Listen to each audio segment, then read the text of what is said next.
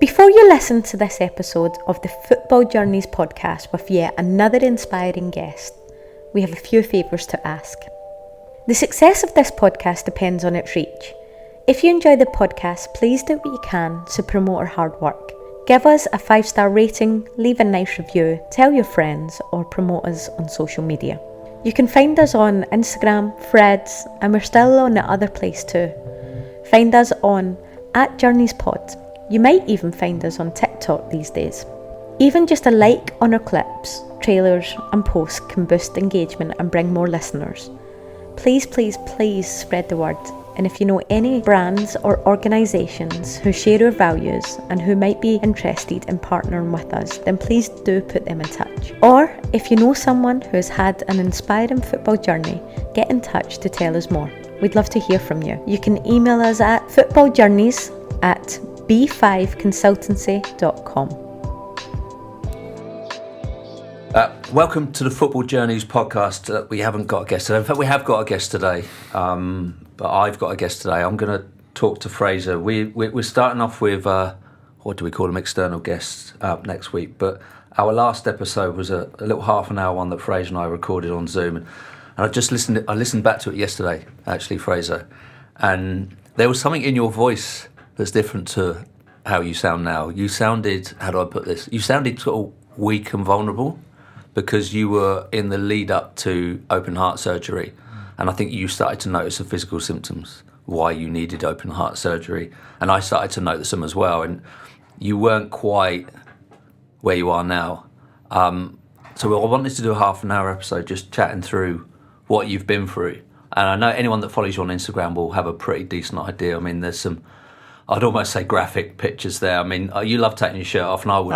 If I had a body like you, I'd like taking my shirt off. But some of the pictures of those scars were pretty extraordinary. So that was September 2023. I know that people that follow you on Instagram will know a bit, but can you take us back to September 2023 and having that open heart surgery? Yeah, I think we recorded that literally about a week before, didn't we? Yeah. And it was leading into that. I remember I lost a lot of weight. And we did one of our presentations at the RPA Rugby Day, and I remember doing that, and that was the last one that I did. And I remember feeling like a little bit. I remember you saying to me, like, if you need to take a break or whatever, then do it. But I remember we got through that day, and I was like, yeah, I can feel that I need this up. And then lost a lot of weight. Had no energy going into that, and it's been 13 months or so now. So I've come out the other side, and I underestimated it, the operation, and I'm glad I did. Like, I underplayed just how big of an operation it was. Probably thought I'd recover quicker than I did. Didn't expect the emotional side to be like it was at all. And yeah, 13 months on, I feel like a different person going into it. Than when I went into it, but a much healthier, stronger person off the back of it. And I feel now I've got, I didn't know it at the time, but there was a real lack of blood flow going through to my heart, so it meant I had little energy. And now I'm on medication for the rest of my life, but I'm now getting that blood flow. I'm now feeling like I probably should be. Well, it's like, when I heard about it, I think I kind of focused too much on the things that you couldn't do. So you can't play contact sport anymore. If you get a knock, you'll bruise almost instantly. So it's dangerous for you to do that. You have to take warfarin all the time. You have to have your bloods checked every week. And I think my view of that was totally wrong. Because I love you and care for you, I was really worried about the things you can't do and the impact on you. But I think that what sometimes people forget when people have open heart surgery is there's a problem that needs to be fixed, and that problem's now been fixed. Now, it still freaks me out that the thing that's been fixed has been taking a part of your body out and putting a mechanical version in. And even with my hearing, I have had a couple of times when I've put my ear close to your chest in those lovely tender moments that we have together, and I can hear your heart. But even with my bad hearing, I can hear your heart beating. So that does still freak me out. But that is the thing. The shape you're in now is as good as before. I mean, way before the surgery. You are still incredibly fit and really, really active. And I think that was something you really wanted, because you're working with the British Heart Foundation. Yeah. that's something you really want to get across, because yes, most people that this happens to are older people, but there are still a lot of younger people who actually don't know they've got heart conditions, but also need operations like this, and you've been able to live an even more fulfilled life. Yeah, and that's why I think when I got diagnosed with a condition before, I kind of put it in a box and left it to the side. I didn't really want to understand too much about it. I didn't do anything with the British Heart Foundation. I didn't really want to talk about it. And then I thought I've got a bit of not a duty to do so, but I want to do so. And I think the heart is one of them things. I did an event last week with Pure Gym and the British Heart Foundation have launched. It's called a Healthy Hearts Programme. But most people, it's the most important organ of your body, and unless we feel a symptom, we just kind of ignore it or don't pay too much attention to it, and we kind of wait until something's wrong, and then we go, right, we better look after our heart. So that was like a campaign that I got involved in to try and get people to be proactive and not wait for something. Really passionate about getting young people screened, because again, if I hadn't been screened, I probably would have just carried on like I was. And again, I had a bicuspid valve, or thought I had a bicuspid valve. It ended up being a unicuspid valve.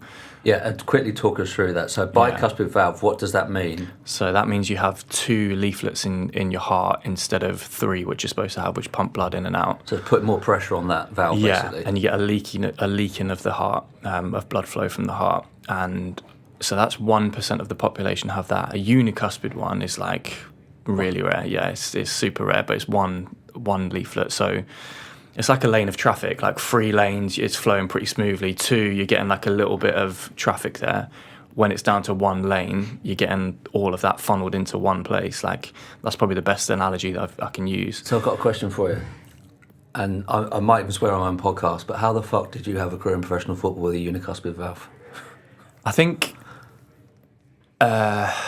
it got worse as I got older. So I think at first, because I had a gradual enlarging of the aorta as well. So I had 2 procedures done. So I had the mechanical valve, but I also had the main artery in your heart. Mine was stretched like a critical point. So that had to be narrowed as well. So it was like 2 operations in one that I ended up having. And I think the second one caused more symptoms. So with a unicuspid valve,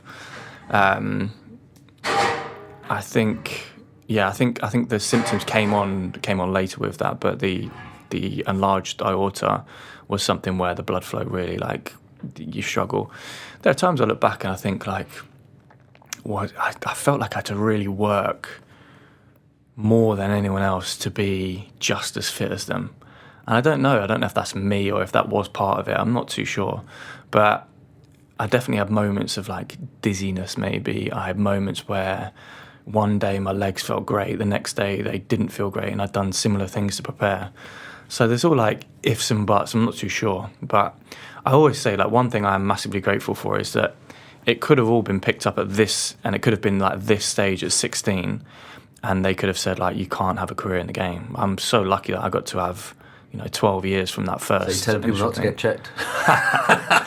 No, definitely get checked. I think the good thing is when I got checked at 16 and they found I had an irregular heartbeat and the bicuspid valve.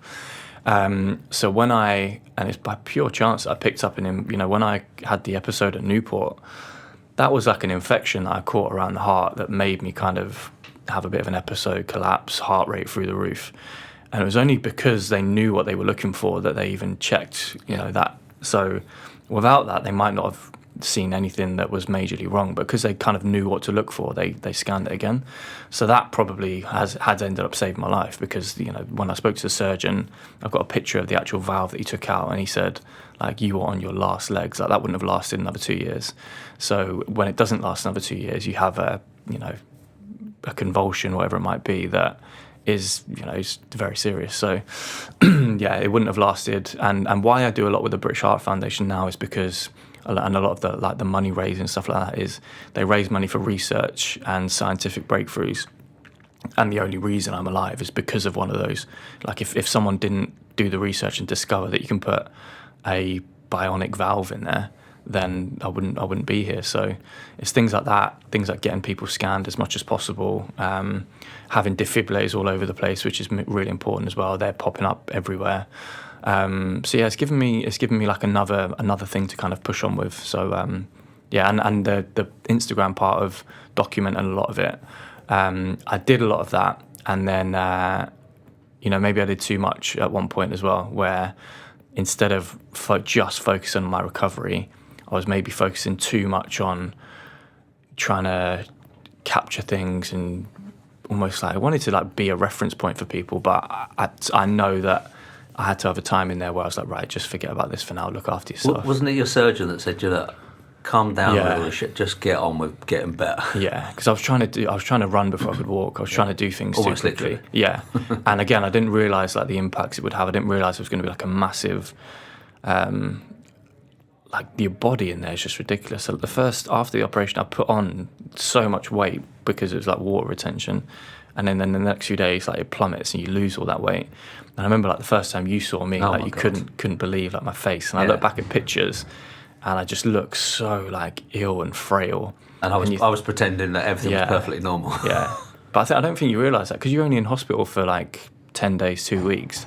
You think not much can really change in that time, but it was like it was drastic. That like the weight loss, the emotional side of things, and then like the coming back from like the chest stuff like was brutal at times. But because they break your chest bone open. I mean, and that's one of the most difficult parts of recovery. Well, I still can't, like, if I sneeze now, I feel it, like, still can't sneeze properly. Not fuse properly. Yeah, it's just, there's just like a weird sensation in there. But at first, you're like, and again, we'll come on to like some of the people that we work with and that we will have on the podcast, but it was going back to like your independence is taken away from you. Like I had to rely on other people. Like couldn't drive, couldn't walk, couldn't dress myself, couldn't cook, couldn't work, like all these things that you kind of take for granted get stripped back, and it does give you I enjoy looking back because it gives me a bit of perspective at times when I'm complaining about something that's trivial. Well, you allude to some of our future guests and also some of our past guests as well. We had last series, we had David Clark, we had Peter Mitchell, we had Sean White, all three that we've done work with, and there's a real reason that we're drawn to people with challenges is because we all face challenges in our lives and some are unexpected. In fact, I sit here now with a very good friend who's just had a stoma reversal operation. So he's been through a year or 2 years of hell, and he's gone from being an able-bodied man to a disabled man. And these things come upon us when we don't expect them. I think these stories and these experiences are so important to share, and also important to share within football as well, where Sean talks when we bring him in to young football players about flipping the narrative. And as a young football player, you've got to do that all the time, because you're going to be a former footballer at one stage. It might be at 18. It might be as it was for you when you, probably almost the worst time, 28, because you're not old enough to be retiring, but you're not young enough to start afresh and forget being a football player. So that was really difficult for you, and those are really important messages. And we will be talking to a lot of other people in this series as well. I probably will be a bit indiscreet and give some away, and I will on one, because I wanted to ask you about Mark O'Brien. Am I right in saying, and we mentioned this in the last episode, you and Mark played centre-back together in your last ever game? Yes, yeah, it would have been, yeah. Because there's a video of me when I go down, like feeling my heart, and the goalkeeper comes over and Mark comes over in that moment, yeah, so he would have been playing. And I know I'm asking you, so I know this, but your listeners won't. Mark's been incredible for you, because those that don't know, you've got a mechanical valve. Mark was actually playing with, am I right in saying, a pig's valve? No. Yeah, he had the pig's one. So for most patients, like, so on the ward that I was in hospital, everyone on there was like 60, 70 years old. And if you have a pig or a cow valve put in, you don't need to take any kind of medication, it just adapts. But that only lasts for 10 years. So if you're maybe 60 or 70, it might be best off you doing that, and then when you turn 80, yes, you might have to have another open heart surgery and it done again, but it means that you're not on medication. But if you're a younger person, and Mark had his, I think he was 16, 17, when he first had his pig's valve put in, I think he had. And it got to that stage 10, 11 years on. I'm not too sure, we'll have to ask him on the podcast why it was, yeah. But it got to that stage literally about a year after mine, where he was getting scanned every year, and then his scan come back and said, look, this is as far as it goes with that, so you're going to have the valve replacement. But yeah, he was amazing for me because, like I said, I tried to be a reference point to other people. He was someone that I was constantly speaking to in hospital. My mum, my brother that were worried about things, he was reassuring them, he was talking to them. So he was huge for me when I was in there. That's amazing. And actually, there's one other guest that we're going to have on that we'll mention briefly because of where we are sat now. So we've recorded most of our episodes at UCFB, at Wembley and Manchester at their facilities. We've been really grateful to the Anfield Wrap who have let us use their studio today. The reason we're in Liverpool and also was due to be in Liverpool was Peter Moore, who used to be the CEO of Liverpool Football Club. Now, actually, you don't know this, so I'm preparing you for when we do finally record the episode with Peter. Peter's not here because he flew over from the States to be in Liverpool, not just for us. I'd like to say just for us. But he contracted some virus while he's there. He's currently sat in his hotel room. He's lost his voice. He's in an absolute state. So we're going to have to record it on Zoom. So apologies to listeners. That's why the Peter Moore episode is on Zoom. Now, the reason I mentioned Peter, and Fraser's looking at me, why are you mentioning Peter in relation to Hearts? Peter has, as I'm touching my wrist even though I'm not wearing it, but he has an Apple Watch, and I've actually got an Apple Watch, largely because I bought my son one and he didn't bother wearing it. So now I've started wearing it. But the one thing I am, as you know, Fraser, I'm obsessed with kind of stats and facts and figures and staying on top of everything. It tracks your heart rate. Peter's heart rate dropped when he was wearing his iWatch, Apple Watch, whatever you call it, and it dropped to something dangerous, 30-something. He phoned his wife immediately and she said, you need to get yourself to an A&E. And he did. And when he got there, he was having heart palpitations and it was a real issue. And he says the Apple Watch saved his life. And I think the reason I mention all that, because it's a nice little story, it prepares us for Peter. But it goes to the point that you said about we all need to be on top of our heart health. I think it's one of the biggest killers of people in this country, and it's sudden. And that's a really important element of it. There's kind of been brought into sharp focus during the pandemic, because all the conspiracy theories, people keep dropping dead. Well, people have been dropping dead for centuries because undiagnosed heart conditions kill people. And in our last series, we spoke to Suzanne Rowan. It was Robert Rowan's widow, and Robert was 28, I think, same age as you when he had to retire from football. And he didn't wake up one morning. And he was a technical director at Brentford. His career was going fabulously. He was a wonderful young man. And then he was gone. And why did I say all that? I guess it's just to put it back to you, having a heart tested, just keeping on top of your heart health is something you're so passionate about. It's so important. And Brentford are brilliant with that as well. They do the Heart of West London the game every year. And they invited me along to do that with Suzanne Rowan last year. Good game as well, game against Chelsea. But they, two of your former clubs. Yeah, and they had a QR code on the shirts where fans would scan it and you could learn CPR in 15 minutes. So I used to, like in the 90s, early 2000s, if you wanted to learn CPR, it was like a day course. You'd go on it, probably have to take a day off work. It was quite inconvenient. Now you can do it 15 minutes on your phone. And it's just trying to raise awareness, because in a big stadium like that where you've got like 30, 40,000 people, if something happens and you've got people around there that are not comfortable in that situation, but have an idea of what they might be able to do, is pivotal. So Brentford are huge with that. Sky Bet and the British Heart Foundation are trying to do more because so much is happening in football. But also, I think with social media as well, if an incident happened, and people say, oh, it's happening all of a sudden. If an incident happened 20, 30 years ago, like, unless you read about it in a newspaper, you probably didn't really find out. Well. So games are stopped when a player has a heart attack, which didn't happen previously. So I think a lot of this would have been happening previously, but we're maybe just getting that information really quickly and really accessibly through social media, that it seems like it's happening more than ever.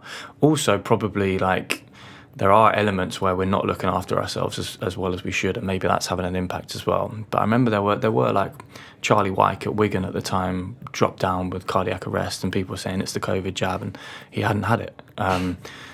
People. I remember someone saying to me, "Oh, it's the COVID jab for you." COVID wasn't even around when I had to go back in time and take it. Yeah. So again, there's a lot of this, but all we can do is try and get people to, if they're born with something, hopefully get it scanned early enough, and if they aren't, hopefully look out for it, and protect and look after our hearts as much as possible and be healthy. I mean, there are so many.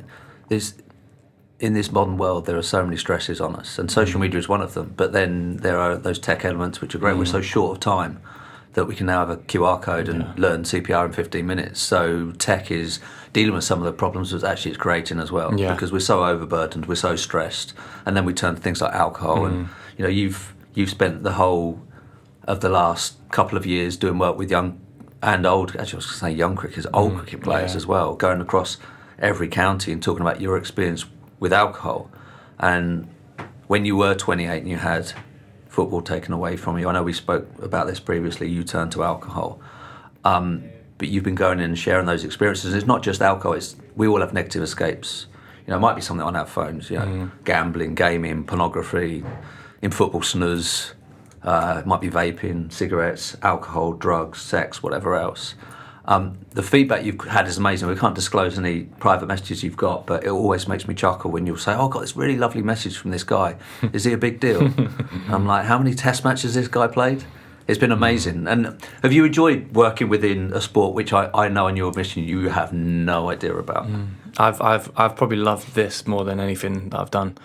And like you say, like when when we first started doing sessions and working with coaches, players, going into different environments, like football felt safe and like it was, you were going to get on with people, you were going to relate to people more than any other. And then when we started doing work in rugby, I remember being like, oh, will these kind of get the same messages, or have they had the same kind of experiences? And you don't have to have the same experiences. But the work in cricket that I've done, and I, like you say, I have no idea about cricket. I've watched 1 or 2 games in a lifetime, but I've loved it. And I found them as people, the male players, the female players, just so receptive. Like they want to understand, they want to learn, they're very respectful, they want to engage, they want to talk to you. And the sessions have been, there's been a theme of alcohol, but it's never been like you've all got to stop drinking. It's not that at all. But also there are players there that don't drink, or players there that have a very healthy relationship to alcohol.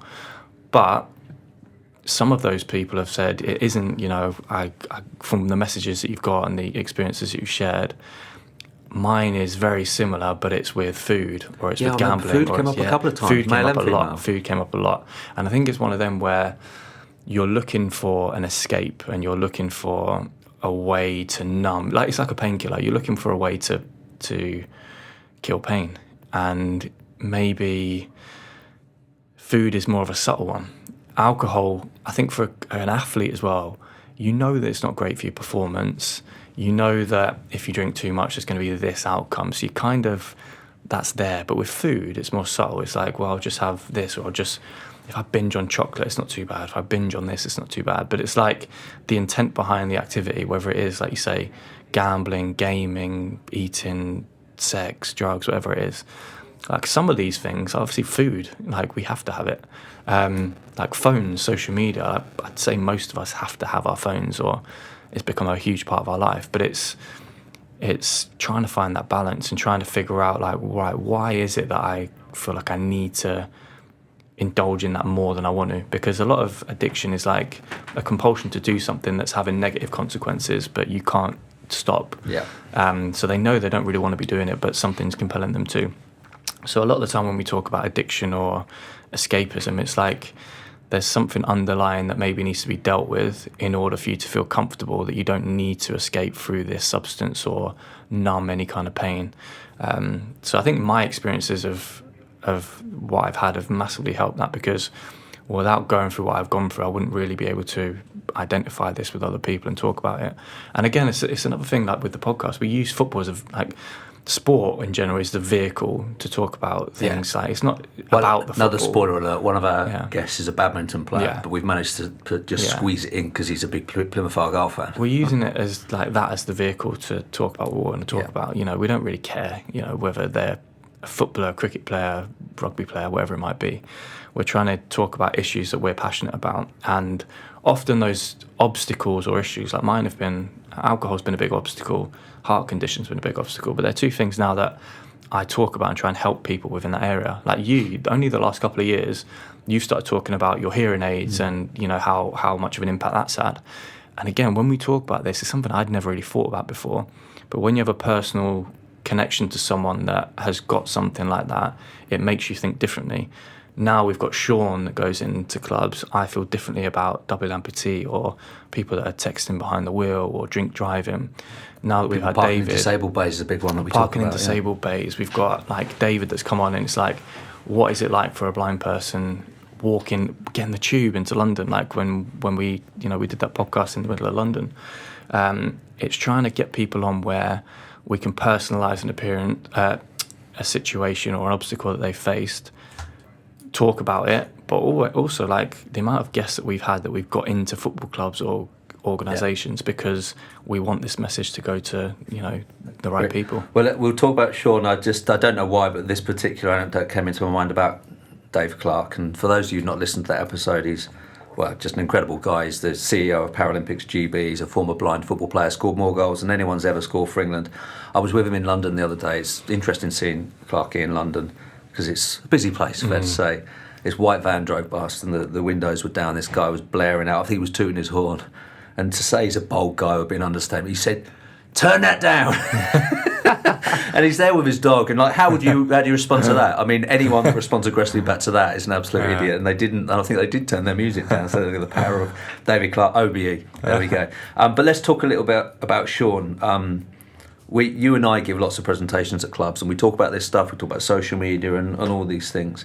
But I think, respectfully to you and I, my favourite thing to do is to take Sean into clubs. It's incredible. We try and go cloak and dagger when we arrive there. What I mean by that is we don't want the boys to know Sean is, why he's there. So we'll open up, you or I will start talking to the boys about, points on licences, a couple of stories about what happens when things go wrong. And then Sean's been sat down all this time behind a desk, and we've even bought what Sean calls his magic tablecloth, a black tablecloth which he puts over a desk. So they can only see the top half of his body, which is a guy who's in great shape, and he is in great shape. He does marathons, CrossFit, golf, the whole shebang. And then we hand to Sean, and he's removed his legs, and he bum shuffles out. And there's one particularly, you mentioned cricket, we do a lot of work with the PCA, and at the rookie camp they had a whole group of young players, male and female, that were the next group of professional athletes. And there were a couple of girls at the front, and we saw genuine tears during Sean's session. When he tells his story, it is so impactful. I would like to think I've always been a relatively safe driver, but again, like you said, when you come across these things, you think about it more and more and more. WhatsApps do not need to be answered, even when you're stopped in traffic. And it goes back to that addiction element, by the way. It happened with Erling Haaland recently. It's unfair the way that footballers are in this lens. Erling Haaland was, I think he might have signed a couple of autographs, and he's got cameras in his face, and they're waiting for him to do the one silly thing, which is he stopped, but he's at traffic lights, and he can't resist the temptation because he can't be in his head for more than a minute, like many people, without just flicking on his phone and flicking through social media. And of course what that is, 6 points on your licence if it ends up getting prosecuted. So all of those things that Sean does makes us think about those. But it's also that element of flipping your narrative, being grateful for what you've got rather than resentful. And it's one thing that really strikes me actually. Sean, I don't know whether he says this for effect, he might do, but he says he doesn't know the name of the guy that hit him. And I find that mindset so inspiring, because you can go through your life thinking about the people that let you down and seeking your revenge on them, or you can actually focus on living a great life. And boy, does he live a great life. And we're in season 2 with him. As we record this, we're going to we're ticking off M. So I'll let our listeners guess what the M is that we're ticking off next week. And we have got an O, and that should be an easy one for the listeners to tick off. We're seeing them in a few weeks' time. But those sessions have been unbelievable. And I mentioned the PCA camp, by the way. There were two of the girls that were in the room, made their England debuts this summer. And Sean, like you, knows nothing about cricket, but all of a sudden he's invested in these young people in their careers. So that's been a wonderful thing for us to do. Yeah, and the whole reason that even we know Sean is that he went out of his way to message me when I always forget that sometimes. How did he even pop up? But he went out of his way to message me and say, look, I think it was when I retired. I've seen what's happened to you. Trust me, your best days are ahead of you and you'll be all right, and this kind of thing. And this is a guy that had lost both his legs. And I remember just messaging him back saying thank you or something, and then followed him ever since. And it just kept popping up. I was looking at this guy thinking, like, he's got a brilliant mindset. Like, I enjoy watching his videos. And then I remember he put something up. There was a Premier League player that got done for drink driving, and he was like, I would love to get in front of these boys and just give them a few lessons. And it started off as, you know, we knew Sean's story, and it wasn't never going to be about, right, this is what happened to me, don't do this. We knew that there was way more to him as a character and like his outlook on life. But this presentation covers so much. It's like, yes, we want to get across the element of dangerous driving and drink driving.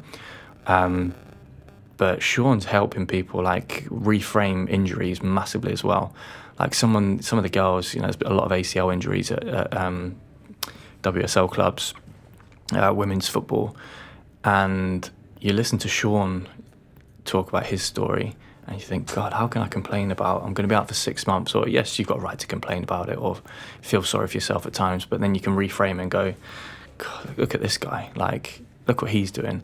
And for Sean, it's not like a tale of this is what happened to me. He never wants to be a victim. He never wants to, like you say, like seek revenge. It's like, right, this has happened to me. What can I do? And that's one of the big things that Sean's like taught me is, you know, I remember putting something up saying I went for a run, and it was like, oh, I've got to go for a run this morning. It was like a chore, and it was like, after meeting Sean, it's like, I get to do this. I get to go for a run. Like, completely reframes. And I think for him as well, it's given him like huge purpose. It's given him a drive, something to get up for in the morning. He is really changing lives. Again, whether that's someone not picking up their phone while they're driving or drink driving or whatever it might be because they're thinking about him, or it's the way that they're dealing with adversity, it's the way that they're reframing anger, it's the way that they're looking forward to the future and being optimistic. So he's been amazing, and hopefully we can get his A to Z of clubs ticked off in the next year or so. I've sent emails to PEC Zwolle in Netherlands and everything else to try and tick we need off an X, don't we? Yeah, X. We're going to have to be creative with that. There was one last thing I wanted to say about Sean. We've done. So the sessions we've done have mainly been under 18s and under 21s. We've done one first team session so far. We want to do more because actually, in terms of the media interest in players, the cars that they drive, and all of that, the first team groups are very important. You and I know very well it's difficult to get in front of first team groups because they're very well. I will use the word mollycoddled. They can be difficult to get in front of. So we got in front of the first team group, and one of, I think it was one of the reserve goalkeepers is someone you play with, and he dropped you a message. He said, I think it's terrible from the club that they only gave him 20 minutes in front of you. I mean, I had to laugh. The only reason we only had 20 minutes is because they're so worried about upsetting you as a first team. Yeah. They didn't want to spend any more of your time on it. But it was nice to receive that because it made us realise as long as the boys can understand what it is, they'll give you your time and they'll enjoy it. So let's hope that was the first of many first team groups we get Sean in front of. So talking of other, actually previous guests and future guests, I wanted to talk to you a little bit about, so you've talked a lot about what your philosophy is and the work that you do, and particularly we do. We had Brian McDermott on last series, and Brian was just amazing. I mean, just the best way I can sum it up is, at the time when everyone would think he was happiest, he was at his lowest. You know, managing Reading in the Premier League, he was struggling with his relationship with alcohol, and his level of self-doubt was off the scale. We've since done work with Brian. Actually, the stuff that I've really loved him doing has been with coaches, because there are a lot of quite unhappy coaches in football because it looks like a dream job for everyone. It's not as well paid as the players. There's a high pressure on it. Alcohol is something that quite often comes into play, and Brian's done some great work there. We've started getting Brian in to do work with young players as well, and there's an amazing video that he shares in his sessions where he shows him missing the chance at the Cop Anfield for Arsenal. And it's really weird, the camera angles don't change because he then shows basically the same chance that Mo Salah puts away against Man City. And although one's in 1979 or 80 or 81 or that kind of period, and the other one's in 20 something, you can see it's the Cop. So any kid watching that will look at that and see that it's at the Cop. It's playing against Liverpool, but there's a big difference. Brian misses his chance and Mo Salah scores his chance. We are trying to see if we can get Mo and Brian together. I know that's a really big ask, and whether that happens, we shall see. I am having a conversation. But it's a really impactful video for young players, and that element of talking about self-doubt. And this is not high performance stuff like this is how you score that goal. Yeah. It's actually unimportant in many ways. I don't care how successful the young players we work with are on the pitch. I think what I'm really interested in is how you protect the mental well-being of those young players in an industry which is merciless. I mean, you and I are recording this, it will go out a lot later, but we're recording this about a week after the Leeds United goalkeeper made a terrible error, which cost them 2 points. And I think I said to you, I wonder how he slept that night. Because if he slept more than half an hour, I'd be surprised, because going over and over and over again, that in your mind is massive. So that work with Brian's really important, but we expect to have later on in the series Stephen Reid, who's become a great mate of yours, who also felt those pressures both as a player and a coach. And well, I guess I open to you to talk about this. This is something we're working on, you've been tireless on. More work in terms of coaching, and what we mean by coaching is, again, not high performance, this is how you'll get to the top of your game, just an element of supporting the human being behind the player. I think this is like inside and outside of sport as well. It is about human beings. And you touch on Brian's chance that he missed. Like that was an outcome of, that he talked about his self-worth and how he felt and a lot of stuff that was going on away from it. That was kind of just summarised in that chance, but there was loads of stuff that it represented away from football. And they've become, two great allies of us as B5. Both speak so highly of us and, work with us. But they're two amazing men that speak very well, that are so personable with people, that have got experiences that people can't buy. But not just experiences, like they've done the work. Like Reedy's on an intense counselling degree at the minute.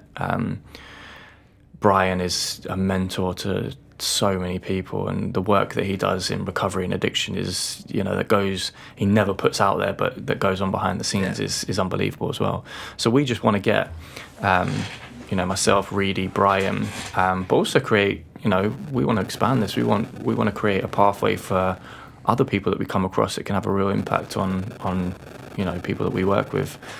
So it's an exciting time. It's something that we want to launch. And I think one of the gold dust parts of both of those is they both kind of wanted to do this a couple of years ago. Reedy stepped away from a promotion to the Premier League with Nottingham Forest.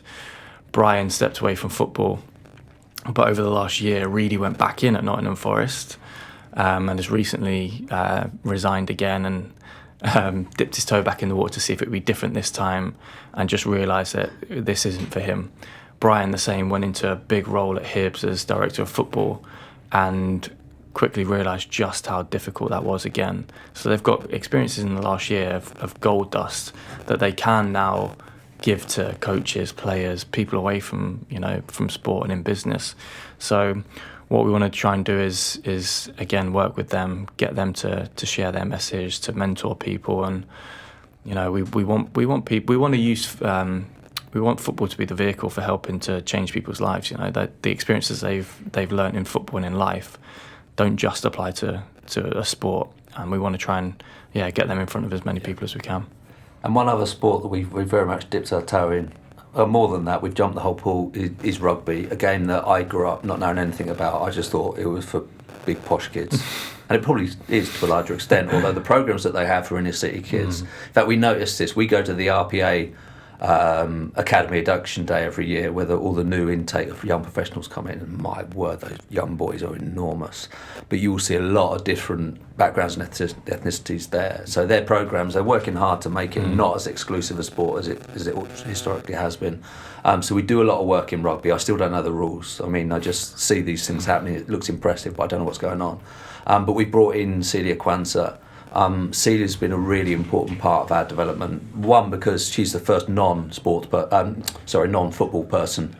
Well, I guess I'm a non-football person. I would love to be, but I'm not.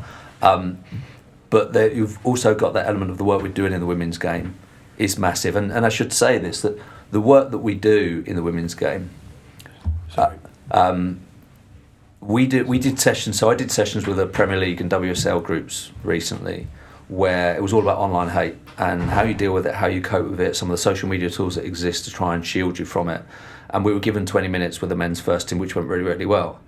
We were given 30 minutes with the women's team, and that was absolutely essential. And the reason it was essential is I had 10 minutes worth of extra stuff I needed to talk about about how women are targeted online in a way that men aren't. And so growing that team, obviously Lee has really headed up our work in the women's game, shared her own personal experience, but to have Celia come in and help us expand that has been massive. And again, I'm giving loads of spoilers away. She in fact, I think on her own admission, is not by any means an expert on football. She didn't play football. She was a heptathlete who became a rugby player.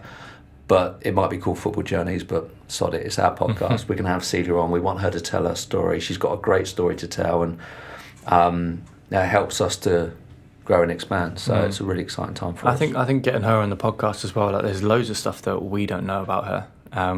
And just, I think this, again, because I've been through like a 12-step recovery program, a big part of that is in meetings, you'll get someone that for 20, 25 minutes shares a lot of their story, and the connection you build from just someone sharing their experiences is huge.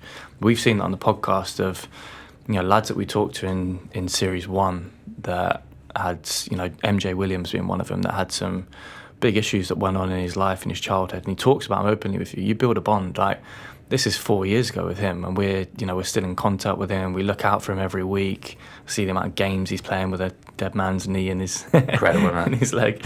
But things like that, I think if you open up and you create a safe space for people to share their story, then it can really build that. And again, I think doing that with Celia will be really important. And me and Lee have been saying, I think we're going to get in the hot seat and try and get you on one of them as well. So I think we need to get, I'll be Clive Tilsley for that episode, and Lee can be my Ali McCoist. But we'll try and get you behind the mic as well. And just talking about reconnecting with guests, you and I last month went to the Ivy in Manchester. We took Darius Waldron for lunch. That was really magical. We met him 4 years ago. We told his story. It got a lot of media pickup. I mean, it's an extraordinary story. The kid at the age of 9 was kind of picking his mum up when she was drunk and putting her to bed, taking himself off to school, then gets picked up by Liverpool's academy, then gets released, and a year later he's in prison. He's now been hugely successful as a chef in proper top restaurants in Manchester, although he is thinking about following his love of cars. He's obsessed with cars and wants to now become a mechanic. And we talk about a polymath, but he's also a father, and an incredibly good one. And that for me was just summed up why we did the podcast, is I genuinely feel a real love for him, and to see him doing so well, and to see him have the mindset that he's got. Everything you described at the beginning about what we try and teach people, well, we're not taking the credit for what Darius has done. He's got it in spades. So to come through what he's come through, I'm always attracted by people who have come through massive challenges, heart operations, being blind, going to prison, all these things that have come up in our podcast. I'm always drawn to people like that, because people who come through those experiences and are better people for them are just incredible human beings and have a lot to offer society. So that was a wonderful moment seeing Darren. He's another one that's like personalised another experience to me. There's not many people that I know personally that have gone in and out, gone into prison and come out, and often they'll get tarnished with that, and it'll be, it's over there. They're not to be considered. It'll be used against them. It's like, no, I can't trust this person to come in here or do that. And again, just like he's a better character than so many. Well, most of the people I know that haven't been to prison. Again, it was like one incident that he would do anything to change, but that a young man involved in outside a nightclub, happens often. It's something that obviously he looks back at and wishes never happened. But if you probably ask him about the lessons he's learned from it, in hindsight, I'm not sure he changed too much. I think he's become a better man for it. And he's not eaten up by resentment as well. No. He was very unfortunate to be sent to prison for that offence, but he's not eaten up by resentment, just like Sean. Yeah, and it's one of those things that we're invested into him and his life, and he's got ideas, and maybe we've got ways that we can try and help him. So again, we're continuing to do that, and that's been a big theme of our podcast. I don't think there's many, if any, that we've had on a podcast where we've spoken to him and never spoken to him again. Yeah. Even like Damien Comoli when he was at Toulouse, we're looking out for them and seeing their scores at the weekend, and you build a connection and invested. So again, because we've come away from the series again, we kind of forget the amount of unbelievable people and the bonds that we built on this. So looking forward to this series. Well, there are many more to come. I'd love to do more spoilers, but I really mustn't. There are some incredible ones. We're recording another one in a couple of days' time, so I'm looking forward to that. You're not Peter Moore, But we will have Peter on a bit later down the line, so please, listeners, look out for that one if you want to hear that. It should be a fantastic episode on Zoom. But Fraser, thank you. This is the third time we've had you on a guest. Milking it. Yeah, exactly. Lovely to have you on, mate. Cool. We'll speak soon. Thank you for listening to this episode of Football Journeys. Before you go, and if you enjoyed this episode, don't forget to leave us a review, a rating, or talk about us on social media. Find us on @JourneysPod. Your support helps us to make this podcast a success.